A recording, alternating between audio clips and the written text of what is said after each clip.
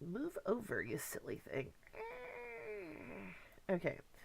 And do this. I'm going to take this much away instead of breaking it in the middle and fade it out longer into what's part of the other sound. And then do exactly the opposite over here. It's still not going to be as good as if it got said right in the first place. That's my... Archivort. You see what I mean? It's like it's not cut off in quite the same way. Though I am going to fade this out a little bit more. It went on a little bit longer than I wanted. Vort. Okay. Now, stop. Okay. No. I want this part. Okay. Now I'm going to take up the volume on these. There we go. 4 up. Archivort. Take a little bit of the space out here so it's not quite as stilted. Again, it's all, spacing and timing and things. My favorite classical piece is Pictures in Exhibition by Mussorgsky, which you also hear everywhere all the time, even if you don't know it. I think it's a brilliant piece because it's got like 10 different songs in it, 10 different pieces of music. I can whistle almost the entire thing, but Nomus is a bitch. Nomus is just mostly just like, no, not Nomus. I can do parts of Nomus. It's actually Con Mortua in Lingua Mortis, I think, is the movement that's mostly just like really bass, like, like, I can't whistle that. It's boring.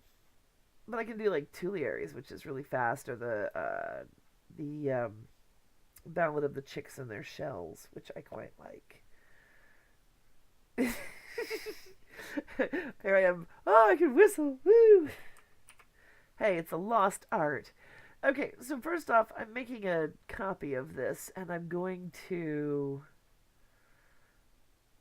really drag it out. And to really do that, I should play with the reverb better. And I don't like doing that because I don't like changing things much. One thing I am going to do, though, and this is a trick I love doing, before I even do that, I'm going to preverb it. Ha ha ha. To do that, I reverse the track. It's so weird highlighting it to white. Then I'm going to reverb it, because the reverb will come after the sound.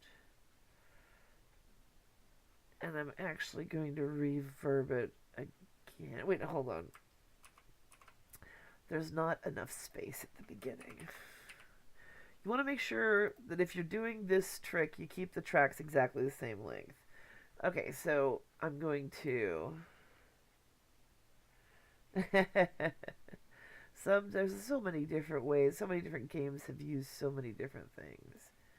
Okay, reverse, then reverb. Then I'm going to reverb again. And then I'm going to reverse it back. Now listen to how cool this is. Archivort. See, it gives you a leading sound rather than a following sound. You have to keep the tracks exactly the same length so they line up again when you turn it back again.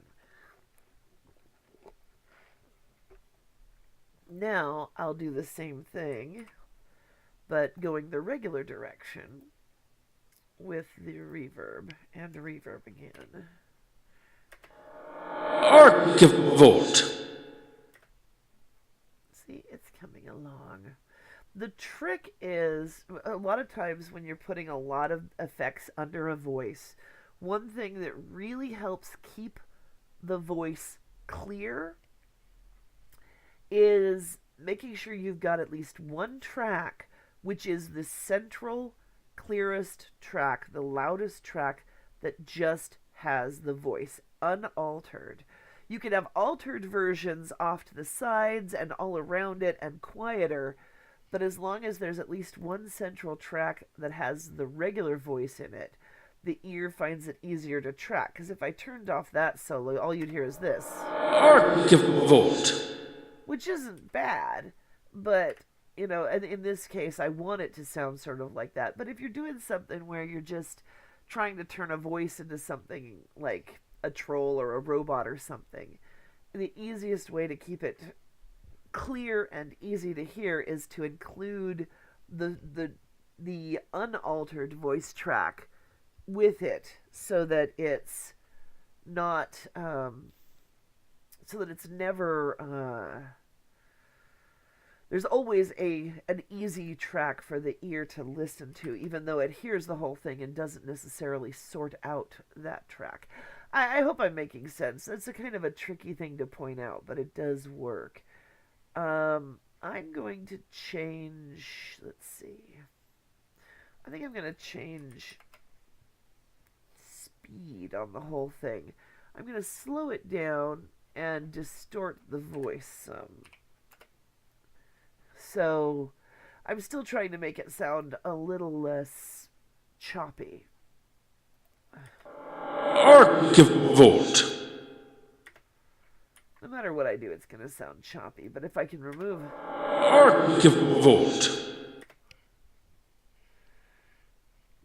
Yeah, I love the reverse thing. It's such a cool thing to do. I love doing it on ghosts and stuff, because it sounds like they're sort of fading in and out of reality. Like a solid sound that's more, at the core, that's more natural for the ear to follow. Yeah. I mean, for this particular thing, I don't need that. He's just said what he's doing. As long as it's a recognizable word, it's no big deal. But if you're doing something where there's a lot of conversation, and you have a ghost or a troll or a robot or something that you want to alter the voice, it's much easier to understand if there is a central guide track, basically, for the ear to hear. If you listen to Dragon, for instance, one of my episodes called Dragon, I have a dragon in there. What a surprise. And its voice is heavily altered, but you can still hear the voice in the middle if you listen really carefully. And to me, that's a big part of what makes it work, is that there's always something there that the ear can totally recognize, no matter how distorted it gets around it. Now I'm going to duplicate this a couple times, and I'm going to take one track, and I'm going to, let's see, I'm going to get weird. Let's actually speed this one back up and slow these ones down and see what happens. Now I'm using change speed, which is the one that affects the sound as well as the speed. Change tempo changes the speed without slowing it, without actually slowing or quickening it. Change speed is the one that'll give you like chipmunk voices if you do it enough. So, not one. I wanted a minus. Where's the minus? Where's the minus? So now I've got Archivolt. See, it starts coming along after a while. Because what I've got is I've got slightly different speeds and pitches now for the 3 different sets that I have. Archivolt. Oh, Intrepid Peach. I've done a few different things. Yeah, not chipmunk voices per se, but I have pitched up and down voices on occasion.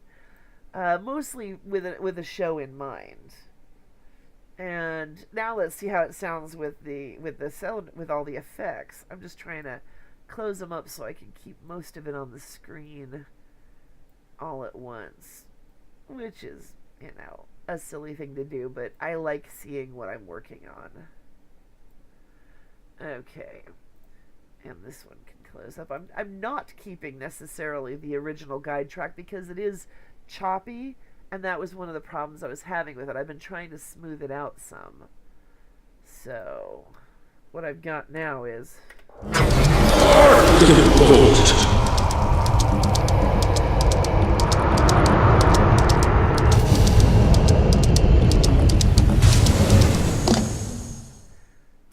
want the voice to come a little later. It's a little bit off in there.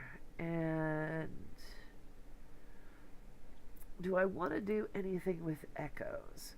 Well, first off, I'm going to move the whole thing down a bit. I'm going to go to this sort of lower place in the sound and let the voice come there instead and see how that sounds. So that we've got a opening to the music, then the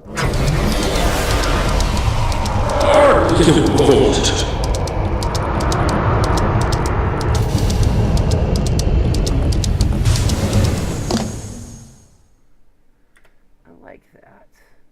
I know what I need. Hold on. Always be afraid when I start making that laugh. Do do do do do. Do do do. No, that's not the sound I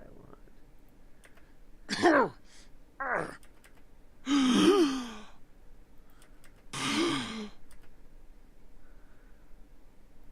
Attack! No, we already did attack. I'm thinking maybe this, or what did I do? Oh, that's the humming. Okay. Because if I do this, actually what I need to do is come down here and do similar to what I did before. Let's see. I'm glad you like it so far. It's coming along nicely. There's a lot of parts to, any good sound effect is going to have a lot of parts. I mean, any good, massive effect like this one. I mean, you can do like a closing door. It doesn't require a pile of reverb and stuff, but something like this is really, it's very satisfying when it's done too, because you put it together. It's not just the same thing you could have, bought off a shelf somewhere or whatever.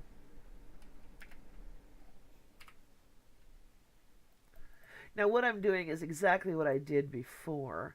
I swapped one, I reversed it, I mean. I put the reverb on. I just ran the reverb on both of them at the same time. And then I'm going to make two more copies of it. And then slow them and speed them up just like I did above. So so one is slowed and one is speeded up.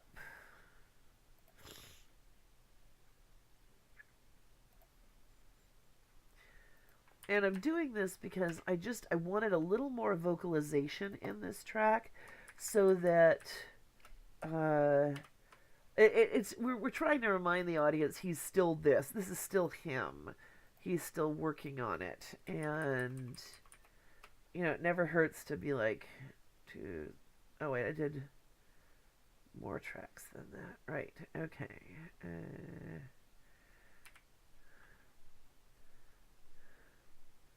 And I want to move that back so it comes before the final sound. Now let's see how it sounds. I'll get rid of all these extra tracks. La la la. I was thinking today, I was pondering about, I'm planning to sit down with my niece who is studying screenwriting, and we're going to watch some movies coming like next week sometime before she goes back down to film school. And we were talking about adaptations and when it's inspired by versus when it's a ripoff of. Just a second, let's listen to this.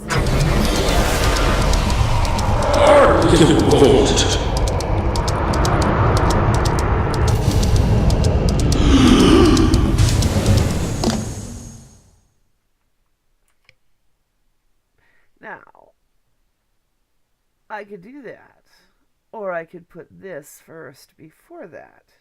And that's an interesting thought, too. Let me see how that sounds. Whoops.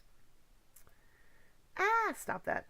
If you're ever digging around and you get like the whole screen looks weird for a second, the first thing to always check is, are you on the right cursor up here in the cursor buttons?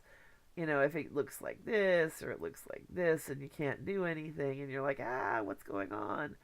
It's almost certainly that you've switched to the wrong cursor. Um, so, just as a side note. Okay, so what I'm going to do first, to move everything around, I'm going to highlight it all and shift it down. Hey. No. It's not that hard. Okay. Then I'm going to highlight just these. And it'd be easier to move them around if I mixed them all together, but I'm not really ready to do that quite yet. Now, I have to make sure I put it far enough back that it's not going to... See, there's not enough room available to paste it because I have it too close to the other one. What do you mean? You're being a pain in the ass. Fine. I'll paste it down here then, shall I? It's because I copied too much. You'll find if you do like this and you make a copy, it still counts the copy comes out to here, even though what you copied only comes out to here. So it's something to keep in mind because the computer can be a pain in the ass about it. It's just not very bright sometimes. So all I did was I made new tracks. There's always a way to do stuff, whether you do it the right way or not. Okay, so I'm going to close everything up so it fits on the screen.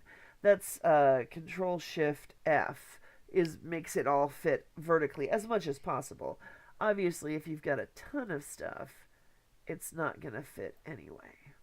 But it's the possibility. So if I move this in here... Now, let's see what this sounds like. Okay, no, that one was muted. Okay. That's the one problem with using the selection in Edit Preferences track behavior. If you let it be solo button simple, then anytime you hit like the solo button, all the others turn to mute. So if I hit solo here, everything else would be mute. But the problem then is if you've got tracks that you've deliberately wanted muted, they'll mute and unmute with everything else, and they won't stay where you want them. I know what I mean. Anyway, so here, let's see how this sounds. I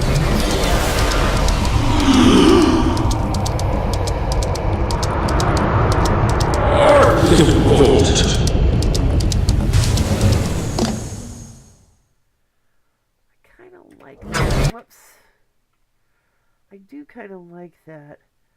I don't know that I want the voice right here because there is a sound right here if you listen. Though that boom, I would like to have that boom be the end of the word. Let me mark that. And which means if I do this, I have to move everything. So if I pull this back,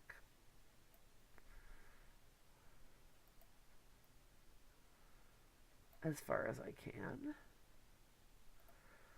and then pull this back,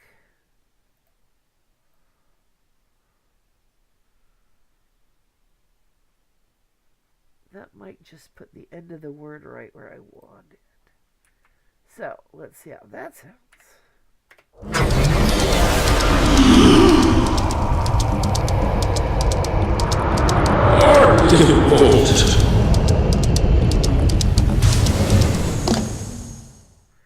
I like that. Let me listen to this part again. Whoops, wrong cursor.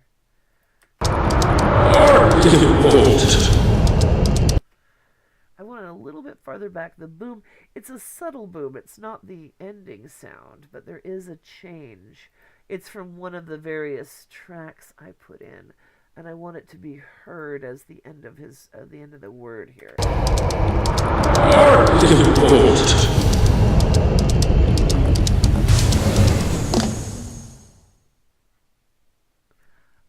I think that's where I want it. Let's see how the opening sounds.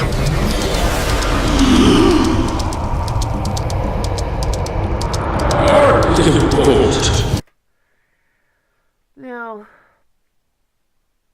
if I wanted to,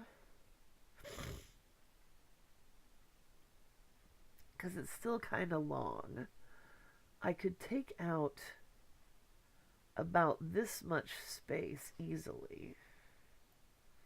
If I delete that there and take out, so just under a second, say this much, and then highlight and back up that and see how that sounds.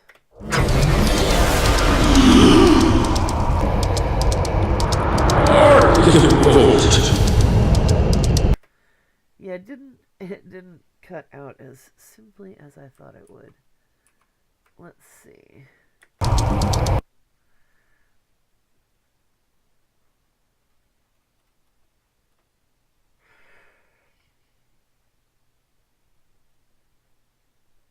to think of a good way to, because it's not quite white noise.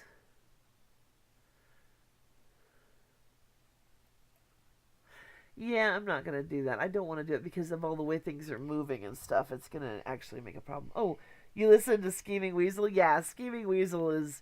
You'll hear it everywhere now that you listen to it. I swear. I hear it. I mentioned for anybody else listening that Scheming Weasel is a piece of music by Kevin MacLeod of Incompetech.com. And it's a great piece of music, but it's one of his most commonly used pieces, so that as you... because his stuff is free for Creative Commons usage, and very cheap if you want to use it for commercial purposes, his music gets used a lot in videos and on podcasts and things. And so certain pieces of his get heard all the time.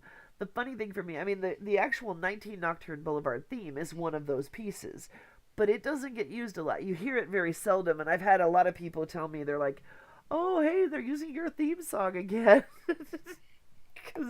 Because it gets so associated with my show.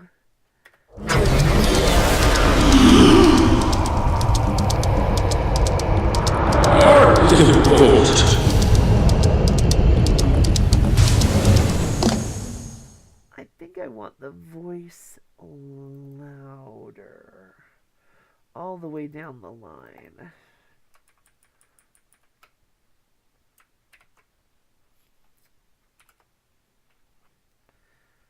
For better balance with the music.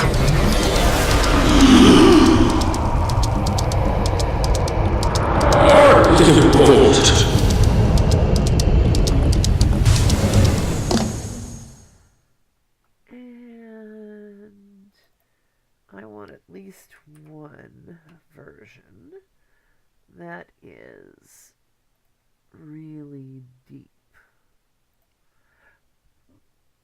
Let's see. If I go like that to change the pitch. Stop that. When you change the pitch or certain effects on things, it'll paste, essentially cut it out, change it, and paste it back. And it'll give you trouble if you don't get rid of the bars at the end, if you need to move it or anything afterwards. Yeah. And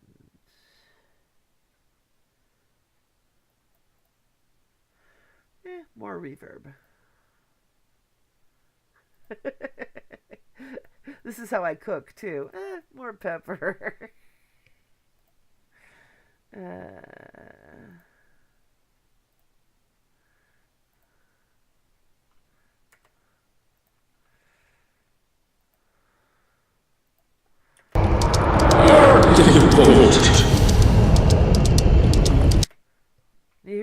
try adding a little bit more deeper sound here. And I might even... So you can also do like a backwards echo in, but it's a lot more bizarre and confusing. But if I did an echo on this... Oh, wait. As usual, you got to remember when you're doing an echo that you have to leave it the space of a track, space in the track to echo, because it needs space. Otherwise, it'll just hit the end of your piece of track there and stop. So if you look at this, it goes way beyond where it would be. It's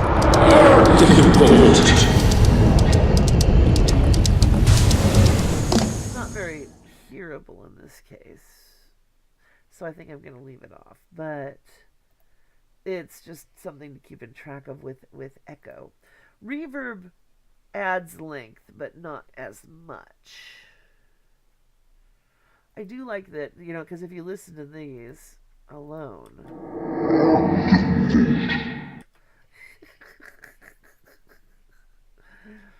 just get really deep. And I think I'm going to make this to match it. And again, it's like it cut and paste. And you got to get rid of these lines or they can screw you up later. Oh.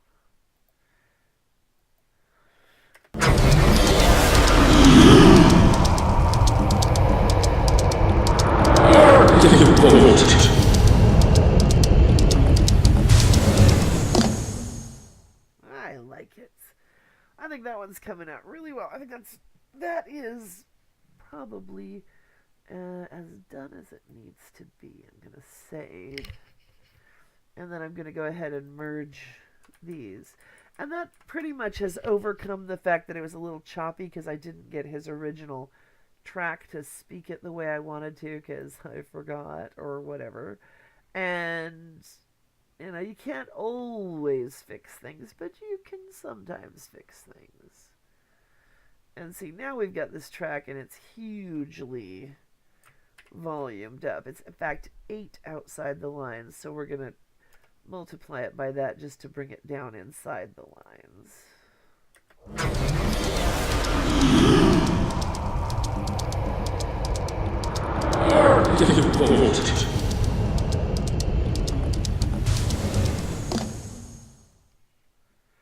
And I'm going to pop mute it a little bit just to... Wait, so... Yes, yes, yes, yes.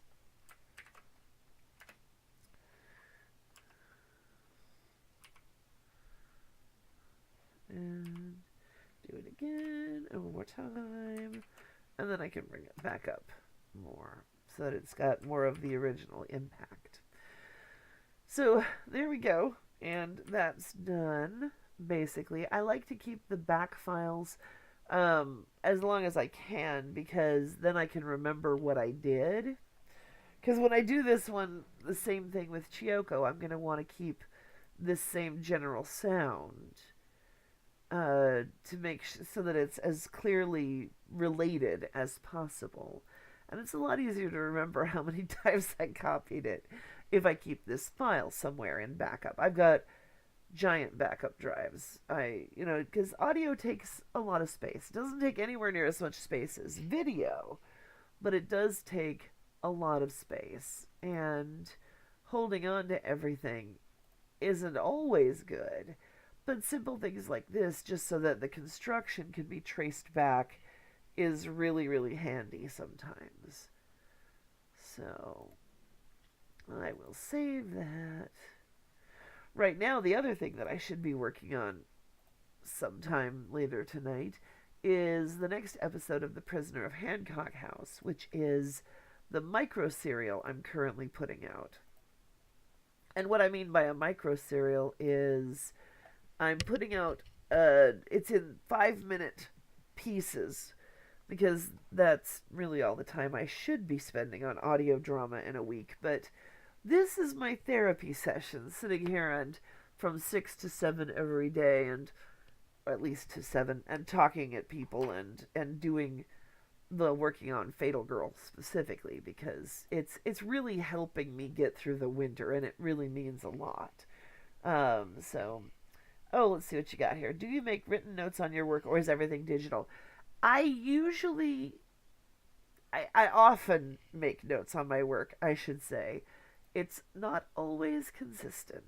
Um, for instance, if I go over in here to, oh, that one, no,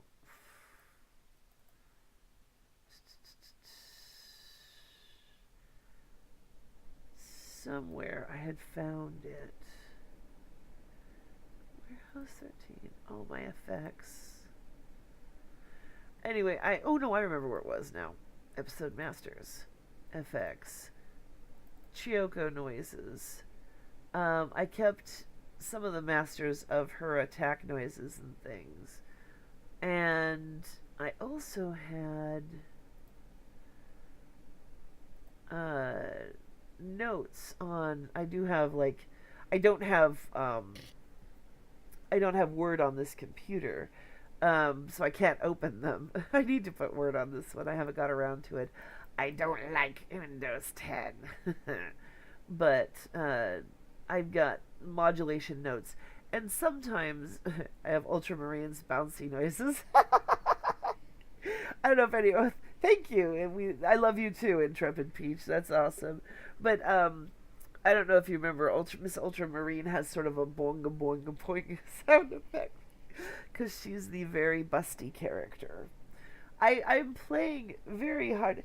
Yeah, I don't like LibreOffice, and I've got several copies of Words of what is it? Word. Uh, the last version that I had that I like, that I still have an open like slot on, because I picked up several, because I frankly, because I bought one and then I lost it, and then I bought another one, and then I found the first one, and so I had like 4 different ones I could put it on. I've got a couple of slots still. LibreOffice, with if you work with Word, real Word and stuff, and then you go to open office, it's like suddenly working on a toy. It's when you're experienced and comfortable with the full package, it's really painfully awkward to work with the not complete one. And it's great, I'm sure, for people who are used to it or who are on, but I spent 20 years in an office working on Word, and so, I mean, I was like the go-to person for the questions and stuff. I don't like the latest versions of Word very much because they changed too much and they took away all the good stuff. But but yeah, it's really hard. It's like going from name brand soda to bargain store soda. It's a very distinct difference, and you have to relearn the taste. But on the other hand, recently I quit aspartame. Or actually, about 8 months ago or something, I quit Diet Coke. Went to Mountain Dew Black Cherry Kickstarter, which is a semi sugar reduced soda, but doesn't involve aspartame. And aspartame is some creepy ass crap. So yeah, I do have some notes on what I do for different effects and things. For instance, and different characters had different sounds for what they are and what they do. I don't know if you know, it's Koval is the nightmare voice in Alice's dreams that has the chimes behind her voice all the time, and there's a reason for that.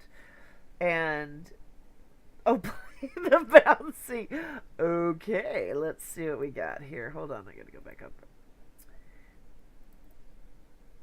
Let's see.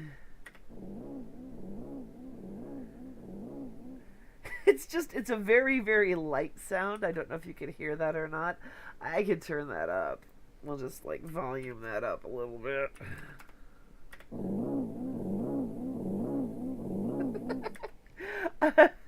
I can use it selectively too. I mean, just a couple of. I don't use it constantly, just enough to.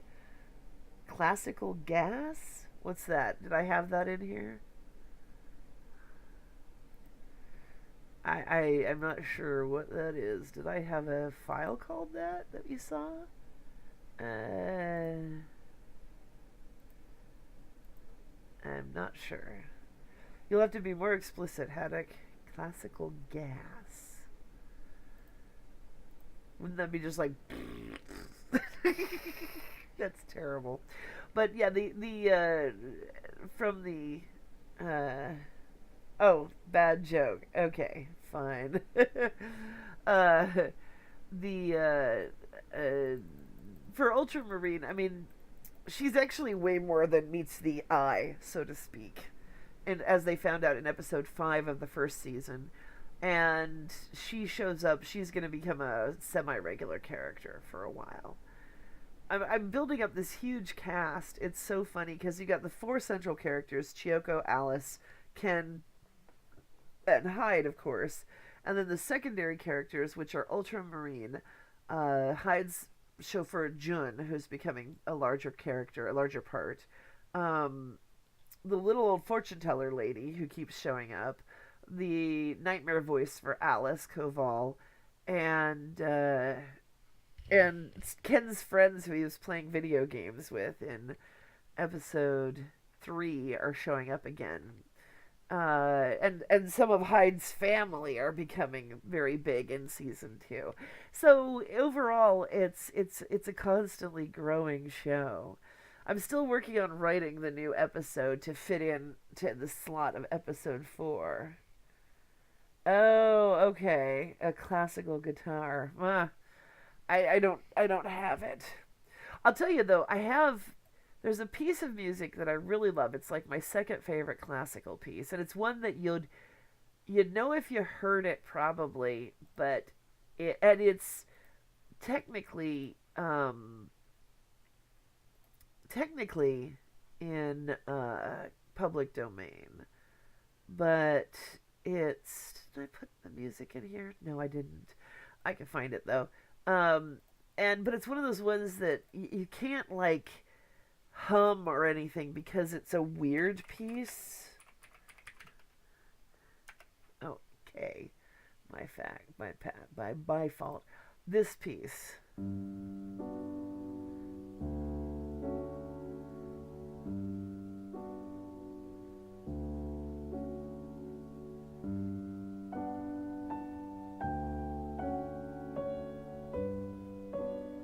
I mean, this came out in the late 1880s, but it sounds like something way more modern. It's so not a Victorian piece of music.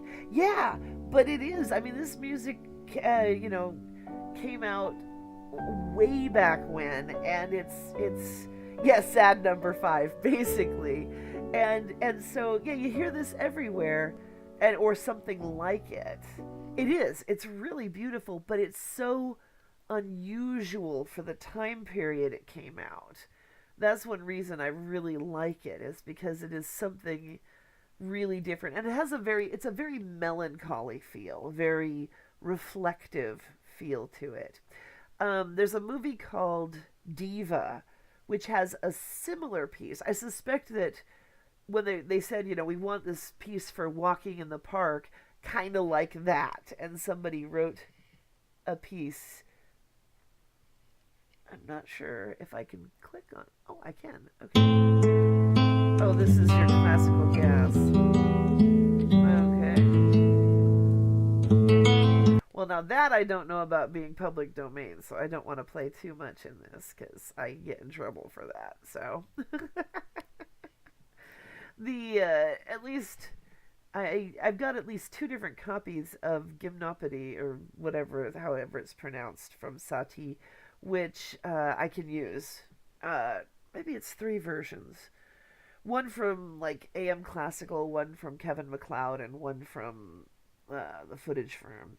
But so it's common uh, Creative Commons usage is great if you're doing something for free. You can find all sorts of cool stuff, which is one reason I always liked doing audio dramas for free, I'll tell you, because I didn't want to have to deal with that. And that's why doing the Patreon the way I am now, I keep stressing that it's paying for my time, not for the shows, because the shows themselves are free and will ultimately be available to everybody. It's a kind of a I'm sure it's just a dodge, but I mean the idea is that, you know, the shows themselves are not being paid for. I don't know. I really get adamant about that though, because I like making stuff available to people. I don't want stuff to be just why does it keep doing this with the header? I don't want stuff to be super exclusive. I mean, and at the same time, I want to make sure that the people who do contribute get something ahead. That's the thing with the Prisoner of Hancock House. All my higher level Patreon supporters are getting episode 4 tomorrow. The lower ones are getting episode 3 tomorrow, and the RSS feeds are getting episode 2 tomorrow. So it's a couple months ahead for some people. And hopefully, as the show builds momentum, more people will be able to jump in because they want to hear what's going on. But anyway, that's just me, Jiminy. Source for free and paid for sound effects.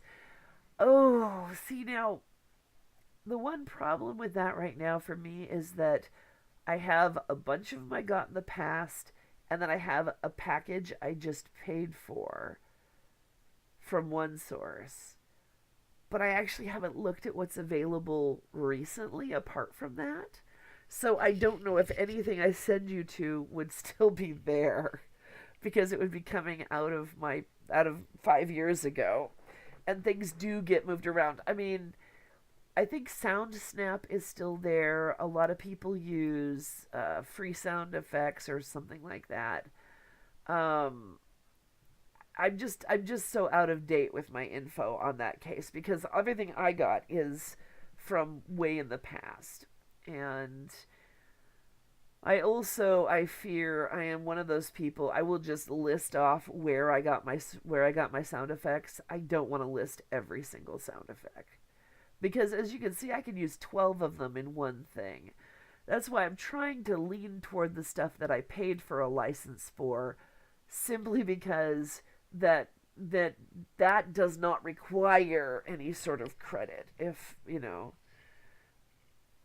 a few sword swooshes are hard because with swords in particular the real sound I mean a real sword sound is actually pretty pathetic because we're so used to movie enhanced sounds if that makes sense.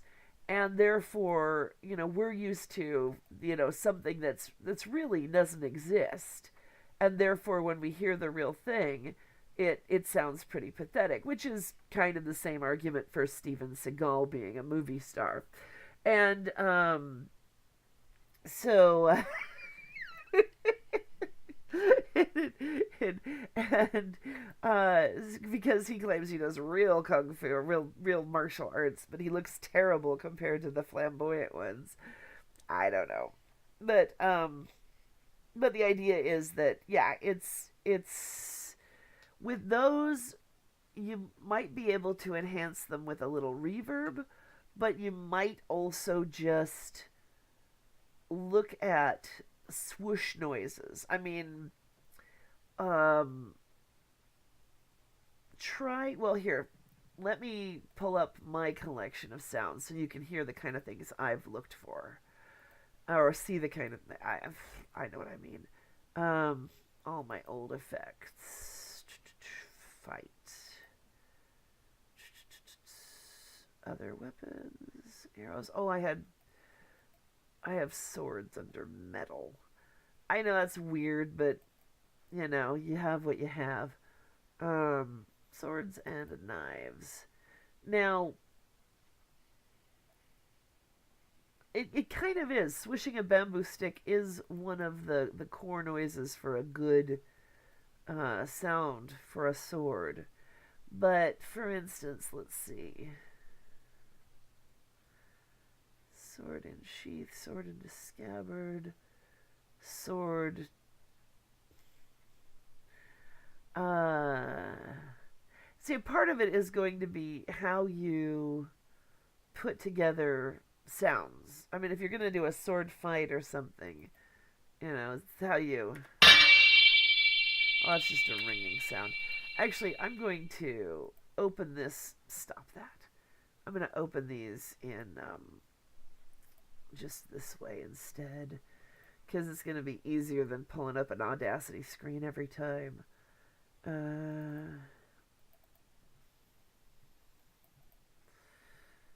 So back down to swords. So, you get things like.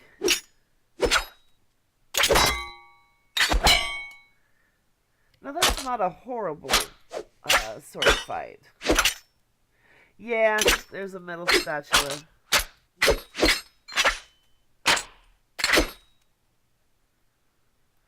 Now, if I was doing a multiple sword fight, like a battle or something, I'd use that and then throw in a bunch of other sounds as well in the background. Yeah, that one wasn't too bad.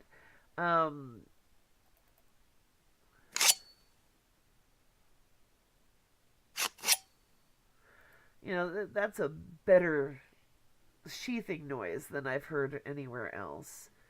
Let's see. Oh. That was a sad, sad little noise. I mean, I could take that one and make it bigger and use it, but jeez. Knife sharpen, knife scrape, machete. You can work with that. There's so many. I throw all sorts of noises into the category in case I want them.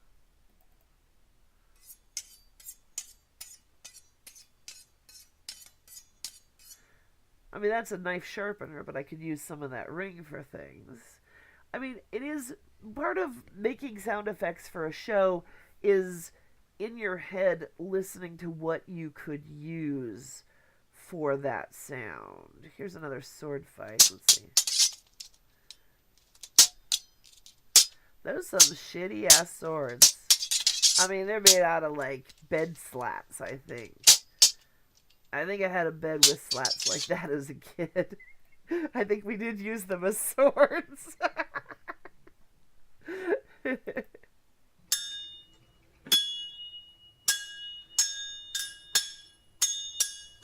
Those are some elfy swords made out of like ringy material. Yeah, you see, I mean, sword fights are always tricky. I mean, personally, I would try to avoid them myself. Yeah, the sharpening sounds could be a mouse sword fight. But, I mean, I also could take that. Well, let's see here, just for the hell of it. Here's how I would make a sword fight. I'll start with that first one I had. If I gotta do a few swords, is that the right one? Yeah. And then I would import a few other sounds so that I have them to work with. I'll take the crappy ones too, the sad ass ones, and these ones. And let's see. This is interesting. Why not? Let's do a. What is that? Let's take these. Okay. Now, I'm going to first off, because I always do, I'm going to make them all mono. Because stereo, I want to be able to make my own stereo. I want to move them through the soundscape myself. I don't want them to be moving themselves. So I make them all mono to start with. So now for solos, let's see.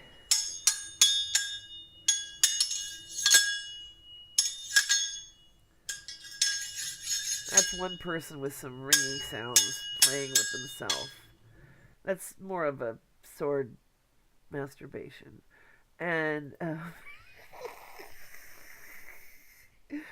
sorry, that's terrible. Oh, the shortcut to make them all mono. I highlight them all, and I have the shortcut set to control equal sign. But in here, it's under tracks, and then under mix stereo down to mono.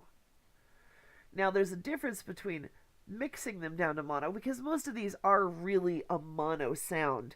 They're just in a stereo track. They don't actually move from side to side. They don't need to be stereo. That's why I'll mix them down to mono. If it actually has different things on the different sides, like when I'm working with voices coming in from two mics, instead I will do it like this. I'll click down here and I'll split the track and put it into two tracks, split stereo to two mono tracks. That's the difference. If it's identical throughout, there's no reason to split it. You just squish it down. So this one sounds like, well, somebody's fighting dual-handed there because that's way more than two swords in with two people. Oh, yep, that's the one with the bed slats. And then we have, and the weapon drop. Okay. You know, if I was, I'm gonna assume I'm making a battle and not just a one pair of people fight here. So, because you know, why not? And because you can have a lot of noises. I'm gonna volume this one down because this is the crummy one. I think I'm gonna slow this one down. I'll do change tempo on it. And what is this?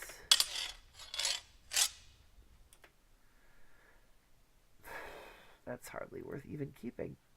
Bye-bye. That's like picking it up off the floor. I don't think I'm going to worry about that one. This is sort of a finale noise. Whoops.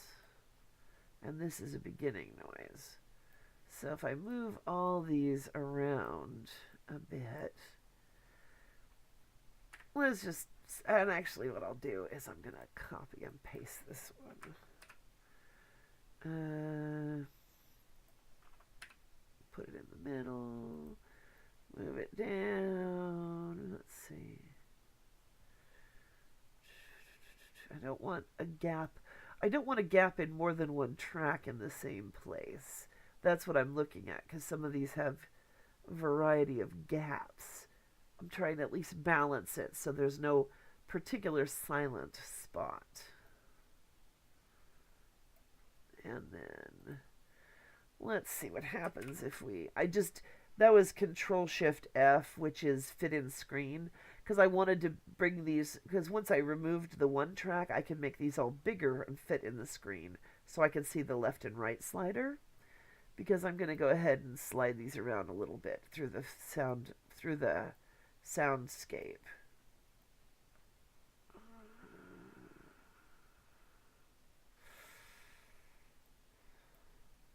Just for the heck of it. Now I'm going to move this one too. Let's just see how this sounds for the heck of it. I usually start with just sort of a mishmash like this, and then I start sorting it out for whatever I actually want. Oh, stop that.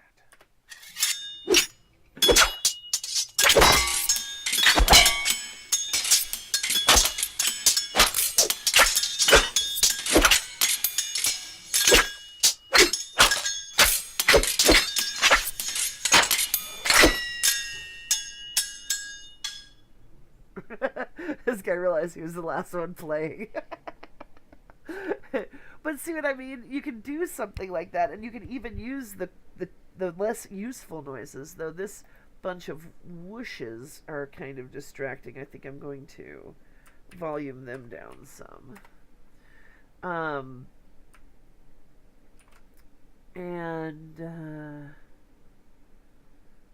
And maybe take this down a bit, but I think it's going to just be a pop mute on that.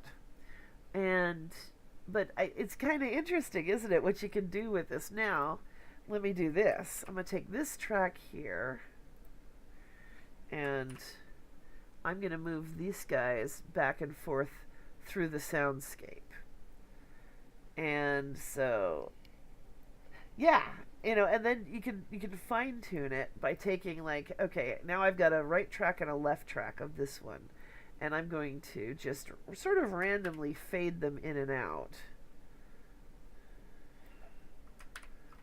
You have to remember when you fade something out or in that you want to make sure you don't. You like, if I fade in here or out there, I want to fade back in, or else they jumped back into the same spot, if that makes sense. And I'll fade out here while I fade out maybe along here and in. You always want to have a smooth line. So if you fade out, you want to fade back in, etc. So you're not just, you don't have to worry about whether people are jumping back and forth. And then actually fading in here then brings it to the center. And let's see. And just for the heck of it, let's take all of it.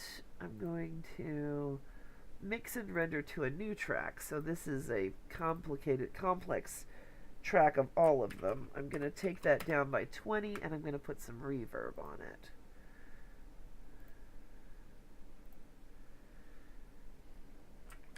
And run a low pass filter, because it can get really shiny with reverb on noises like that. A low pass filter just takes off some of the tinny sound. So now let's see what we got.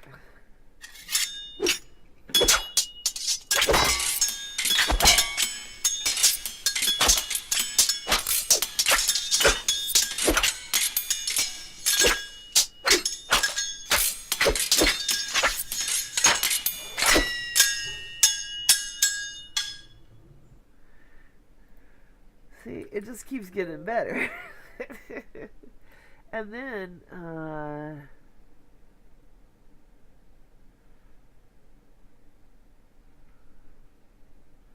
think I'm going to bring this one closer to center to balance it a little bit. And yeah, exactly. It's the way to. I mean, the fading in and fading out is the simplest way to create the movement side to side. I know there are other programs that are more complicated that that do it. I'm going to save this. Just, I hate leaving a file without being saved. There are other programs that allow you to do it in the same track, but I like the visuals of doing it my way. Now, actually, there's one other thing I can do here, of course, which is, I think it's in here. Oh, it's in Griff. That's what it is.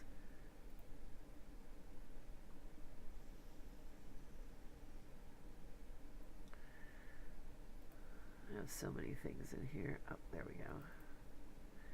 And then I'm going to go to...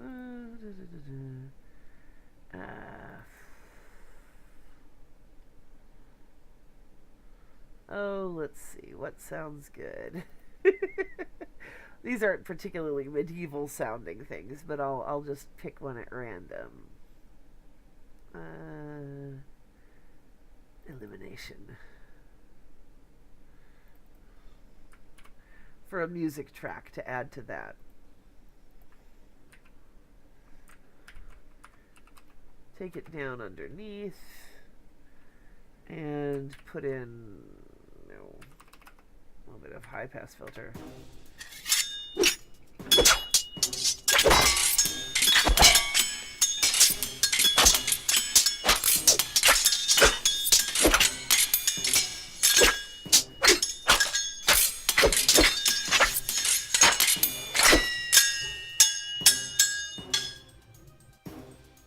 See?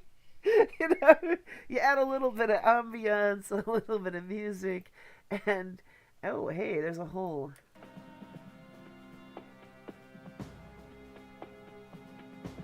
But yeah.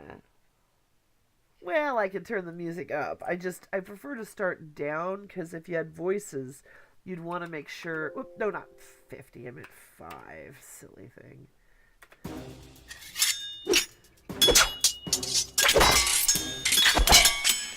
So I'm going to take out about that much because what I want to do with timing wise is there's a part of the music that comes in where there's a long piece, and I want that to come in right as the fight sort of ends.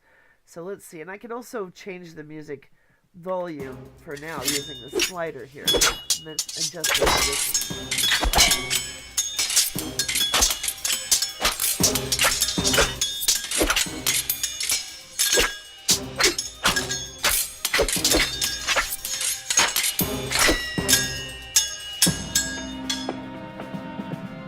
See what I mean? Right as the fight ends, the music changes. See, there's all sorts of things you can do, to enhance what may or may not be the best sound effects ever, to make them sound better or to at least cover up some of the junk that you end up with. And,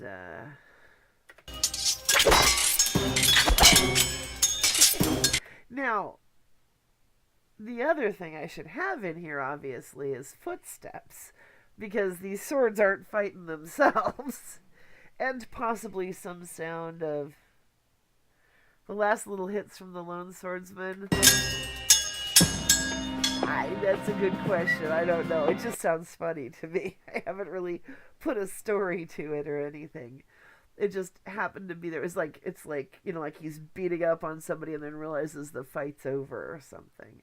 You could put in here like, take that and that and that, and somebody going, it's over. What? With voices or something. So, yeah, there's scene construction is, for me, anytime I have to do a battle or a big crowd scene or something, anything where I'm just creating sort of an ambiance where the storyline is either not necessarily there at the moment, or I'm always gonna keep a fight short and sweet like this. I mean, this is 20 seconds, but that's enough for us to know that there's a sword fight, unless there's some reason for the fight to go on and on and on. I would never do that. I would never have a fight that's like a minute long. That's crazy. You're much better off if you're doing something where there's a big battle. Because, I mean, we can do shows where there's battles. You want to be coming in on the end of a battle where there's a conversation, or leaving at the beginning of a battle, rather than playing the whole battle out, unless stuff happens during it. Have either of you ever listened to the, I've got 2 people in the chat room, it's so exciting. So, have either of you ever listened to the BBC's production of The Lord of the Rings from, I think it was the mid-80s? It is so good. It is so good. Actually, the funniest thing about it is that, if you've seen the movies, the guy who played Old Bilbo was actually the voice of Frodo in the series. So when I was watching the movies, I'm sitting here going, why is Frodo pretending to be Bilbo? It's so good, but what I loved about it more than anything else is yeah, me too. When I first started making audio dramas, see, this is part of the problem that I walked in on, is I was making them with the BBC version of The Lord of the Rings and the Big Finish CDs of Sapphire and Steel, which are awesome, in my head as my benchmark for what I wanted to do. And I hadn't listened to a lot of online audio drama, so I came in judging myself against the big boys, rather than being like, oh well, this will be good enough compared to everybody else. And so, I strove really hard. And I had like 10 episodes done before I even started listening to anything else that was out there, and going, oh, I'm better than everyone right out the gate. Well, I mean, not better than everyone, but you know what I mean. So, and part of it isn't necessarily skill, part of it is developing the ear. It really is, listening for things like this where you can mix your sword sounds or something, or where you can, I mean, I could go on to have all of these different sword sounds crossing the soundscape and stuff. What I would probably do if I was really mixing this and there were voices in it is, sorry, I got distracted there for a minute. The Nicole Williamson version of The Hobbit. I I have not heard a version of The Hobbit that I was particularly thrilled with. The BBC version made the dwarves all sound kind of squeaky, and I don't know the one you're talking about. Maybe. Or I might, but I wouldn't know Nicole Williamson necessarily, or Nicole, or whatever. Um, so I can't say I do. But is it from back in the day, or is it recent? But while you're answering, as I was going to say, if I was going to move voices with this, I would have merged them all. I don't have Amazon Prime. No. Yeah, I listened to the BBC version of The Lord of the Rings when I was taping it off a radio by holding a tape recorder up to a radio. I still have the tapes. But oh yeah, include a link anyway though for Intrepid Peach at least. And I don't have any time to listen to anything either right now, unfortunately. Yeah, I know, but back then it wasn't a problem with bootlegging because the quality was only for personal listening, let's face it. Distribution was unlikely. Uh, but part of it, as I was back to saying, was developing an ear, thinking a scene and hearing everything that needs to be in the scene to make it feel right.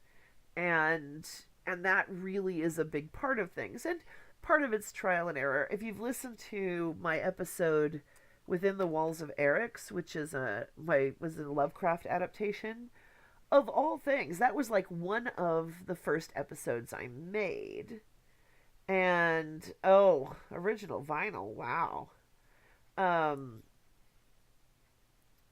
huh. And Prime Music. Yeah, well, that happens. Um but Within the Walls of Eric's, for any flaws it has, among other things, we had one take on that. And so I didn't have multiple takes to work with. I had to, if things were wrong in a line, I had to edit around it. But because I wasn't assertive enough to demand back when I was recording that. But like for instance, there was a terrible noise in one line and I couldn't get it out at the time. I probably could now, but back then my skills were still somewhat limited. So I made sure there was a background noise to blur it out because there was no other way to deal with it. And you learn different coping mechanisms like that if you have to. But I still think that one turned out pretty well because, I mean, and that of course was such an easy show to put together because I had to create like 4 different stages of the breakdown of the spacesuit's rebreather to help define the 4 different um, flashback sequences or flashback time periods going on. And it was actually really fun, but oh my god, it was a pain in the ass. But it was like a trial by fire because that was literally like the third thing I mixed. I'm pretty sure the first one I ever mixed was Making Book, which also had monster noises and screaming and things like that. So yeah, I set my bar really high right out the gate. Anyway, I should probably go. I hate to go because I like having an audience, but I hope I've given you some things to think about with the way I'm throwing together some sound effects here. I mean, the idea is also, anytime you've got voices, they've got to superimpose over the sound effects. Yeah, Making Book was a great episode. I really love that one. Um, and it was there was something that inspired that, but I can't remember what it was right now.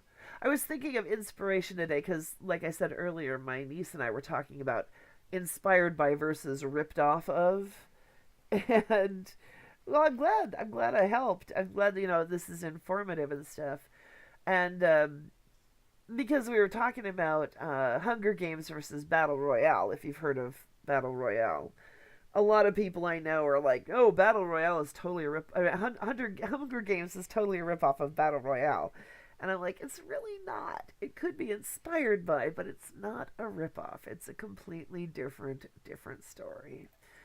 And that's probably a discussion for another day.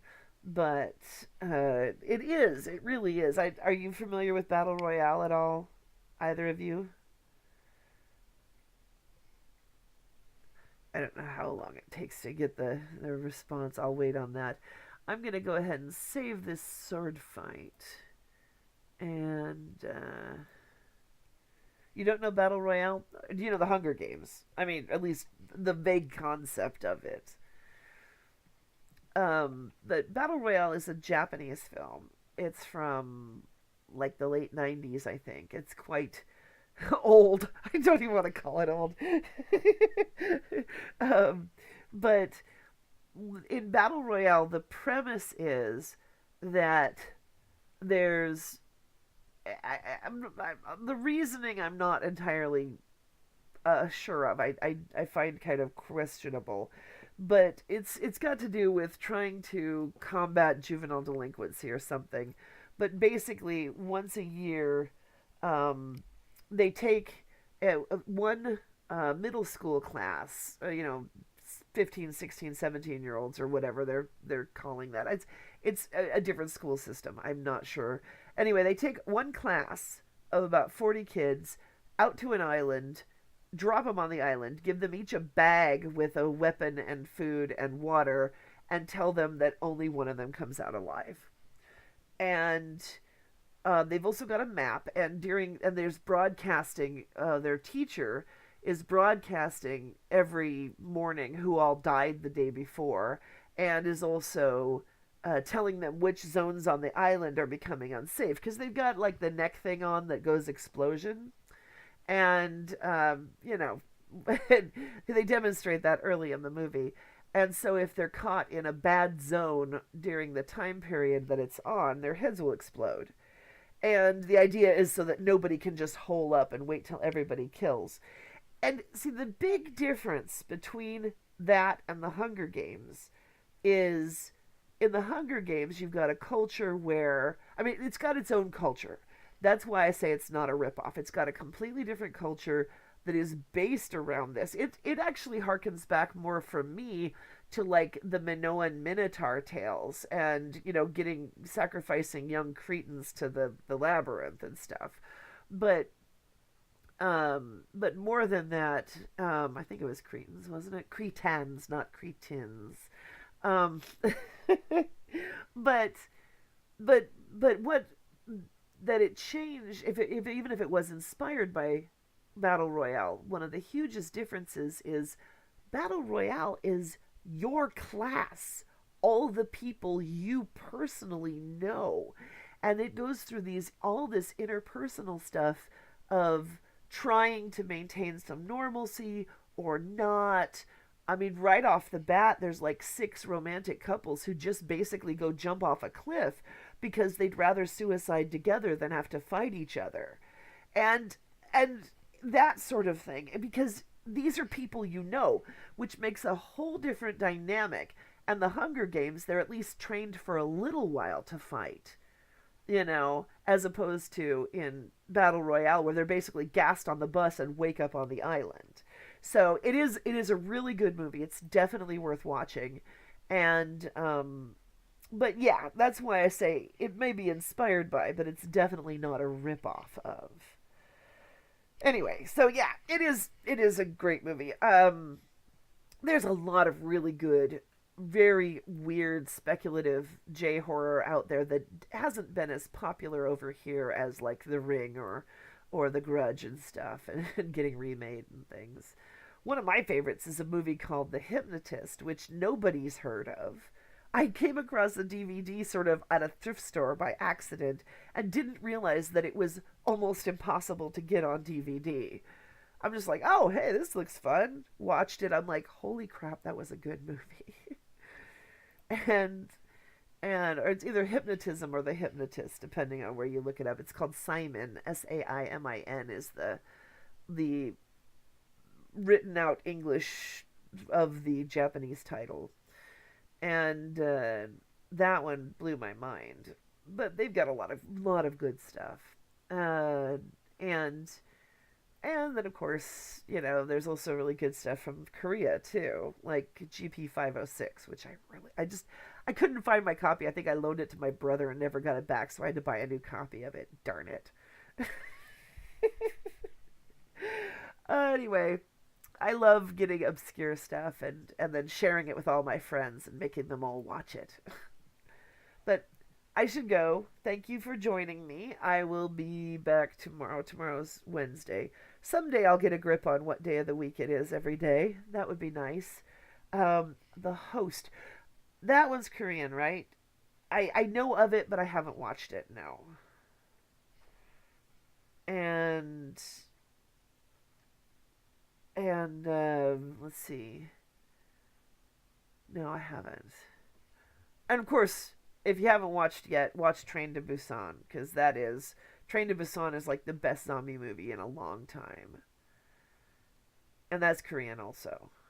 Um, if you want something that's one thing, okay, I gotta babble a little bit about GP506. GP506 is a not a zombie movie, but more a infection movie. Like a rabies kind of infection, kind of zombie-ish, but Um, but it takes place at a guard post on the border between North and South Korea. Oh yeah, Train to Busan. Yeah, you got to have tissue for Train to Busan. It's such a good movie. But GB506 is a very very tense, dark, gritty thriller, but it's also a mystery, and they did a really good job. I think I can't help but think the director was very aware of the fact that he was going to be marketing. He was hoping to market to a Western audience. And one reason I say that is because even though the guys are all in army uniforms and all have essentially army haircuts, which removes 90% of individuality from characters in the best of times. But then, assuming that Westerners are going to be having trouble keeping track of who's who, because we're not bright that way sometimes, they made sure, the director made sure that the characters, that the actors he chose were very distinct. And I noticed it because, everybody's always like, I can't keep track of everybody. Well, you know what? Here you can. But beyond that, it's just a really good, creepy movie. And because basically this guard post has not reported in for a while. Um, it's well, technically it is called GP506, but you should look up Guard Post 506. Yeah, it's Guard Post. And so this guard post hasn't responded, and they send out an investigator to see what happened. And he gets there and everybody is dead. I mean, horrifically dead. And they've got like they find one survivor who is telling them what happened, but you discover he's not entirely reliable. And that's part of what makes it such a fascinating movie.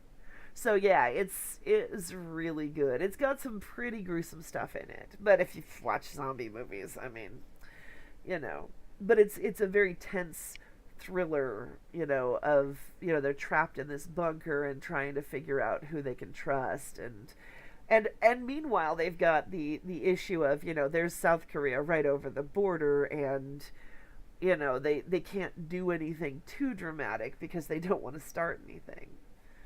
So that was just really good. The same director had already done a movie called Our Point, which was slightly historical. I think it was set during one of the wars over there, and I really don't want to claim I know which one. 20th century, but like, whether it's the Korean War or not. No, no, the Hypnotist I'm talking about is a Japanese film. Saimin would be to what you look up under in the Internet Movie Database, I believe. Let's see.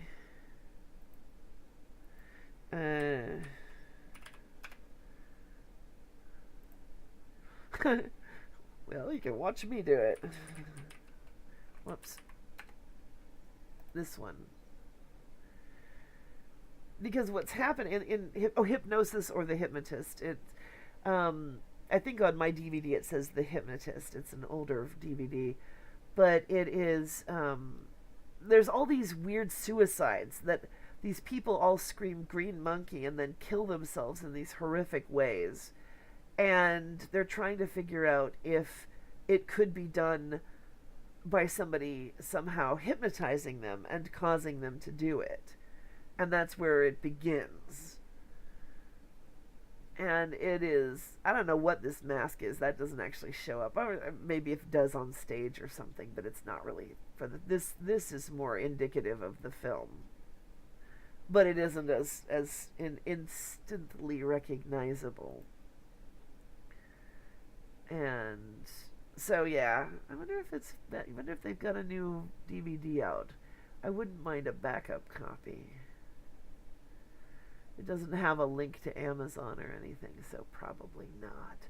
See, I would give it a higher rating, but it's part of it is it's got some really interesting backstory to it and stuff, and a really good performance by the lead girl. So anyway, I keep getting myself back into discussions, but thank you all for staying and talking so long. And oh, just an old DVD. Okay, that's cool. And it's good to find something at least. And it may not be for everyone, but I really enjoyed it because there's also a good mystery in that as well. And I like things where you can figure it out. Where, I mean, whether you're figuring out what to do with something or whether you're figuring out what caused it. But so many monster movies are just run, run, run, run, run. You're not trying to figure out anything, and that's why I like as much. Anyway, yep, see you later. Thank you for coming, and I'll hopefully see you again sometime between 6 and 7, or maybe after 7. Bye-bye.